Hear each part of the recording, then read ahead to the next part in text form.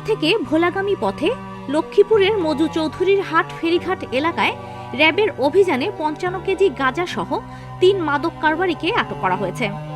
RAB ১১ CPC ৩ জানায়, গোপন সংবাদের ভিত্তিতে তাদের একটি বিশেষ দল মজু চৌধুরীর হাট ফেরিঘাট এলাকায় অভিযান চালায়। অভিযানের সময় কুমিল্লা থেকে ভোলাগামী একটি মিনি পিকআপে তল্লাশি চালিয়ে বিপুল পরিমাণ গাঁজা উদ্ধার করা হয়। এ সময় ঘটনাস্থল থেকেই ৩ জনকে আটক করা হয়।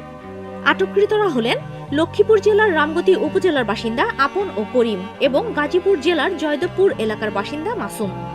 র্যাব জানায়, প্রাথমিক জিজ্ঞাসাবাদে আটকরা মাদক পরিবহনের সঙ্গে জড়িত থাকার কথা স্বীকার করেছে।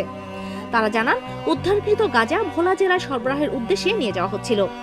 র্যাব ১১ সিপিসি ৩ এর অতিরিক্ত পুলিশ সুপার মোহাম্মদ মোহিত কবির বলেন, মাদকের বিরুদ্ধে র্যাবের অভিযান অব্যাহত রয়েছে। সমাজ থেকে মাদক নির্মূলে আমরা জিরো টলারেন্স নীতি অনুসরণ করছি। র্যাব আরও জানায়, আটককৃতদের বিরুদ্ধে সংশ্লিষ্ট আইনে মামলা দায়েরের প্রস্তুতি চলছে এবং উদ্ধারকৃত মাদকদ্রব্য জব্দ করা হয়েছে।